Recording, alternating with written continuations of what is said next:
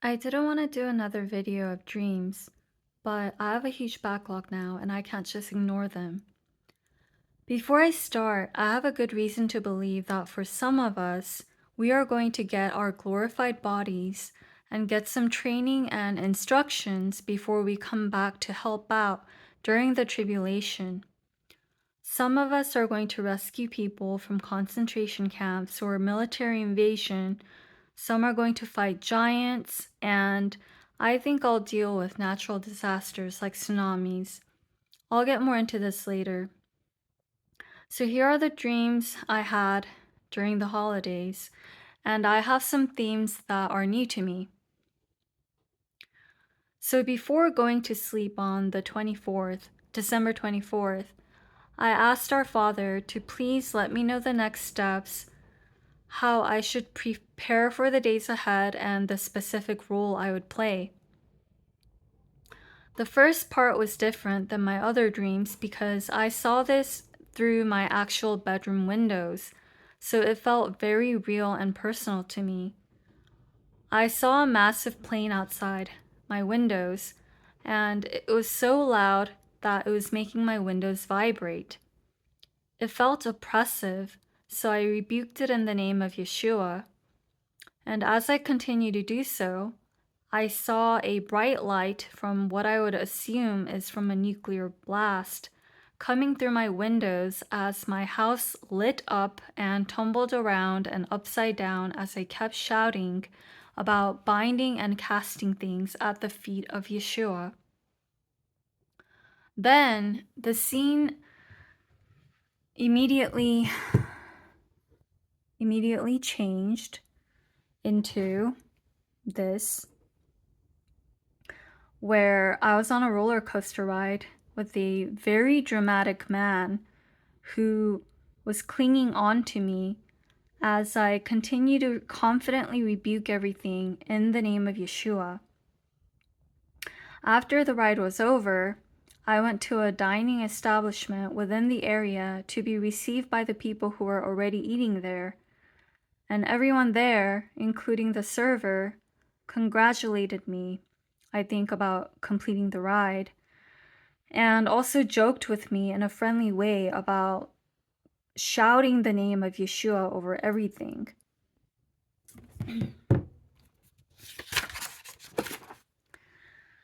So before this dream, the night before this dream, I told our Father that I did not like having to figure out all these symbols and hidden meanings, so could he please just spell it out clearly for me?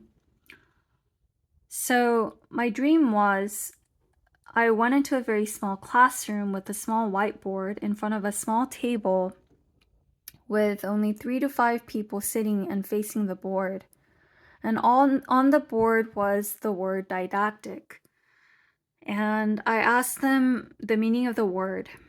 And after class, I also found a black jacket inside the classroom with hidden words below the seams. I can't remember the first part, but it was evil. And it was separated with an inverted cross, and the words that followed it was quote unquote, not Jesus Christ. There was also a man who gave me an explanation about Venus, and it was basically that it was bad, but I can't remember the details. Oh, quick note about the jacket though. I think we should be careful about the things that we wear and eat, and make sure to speak the name of Yeshua over them. And also remember that there are wolves among us. So this dream, on the 30th, I had lunch with 7 girls, and they all somehow forgot their devices at the restaurant.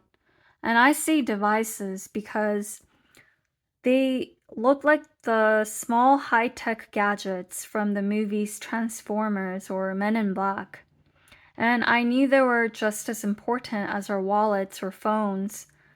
And the waiter there told me he kept them safe for me, so I said, "Thanks, you saved our lives." And then I got back to the car where I returned the devices back to the girls. And as I handed it to the last girl, the device turned into an actual key.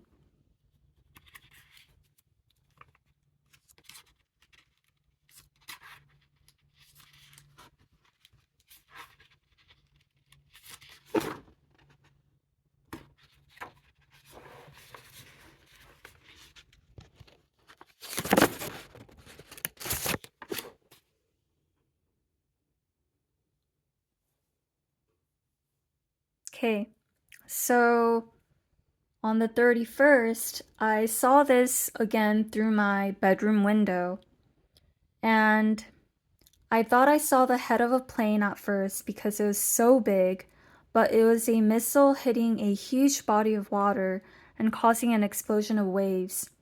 It was coming closer to me as I plugged my ears and shouted Yeshua, and I felt a strange sensation before I teleported to what seemed like a waiting area at an airport lounge.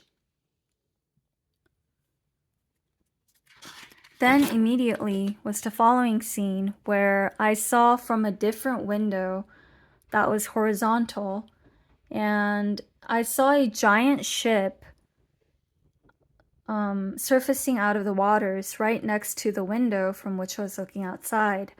And I wonder also what the difference, like the significance of the differences from seeing this from this horizontal window and versus seeing what I saw before, the other things with my actual bedroom windows.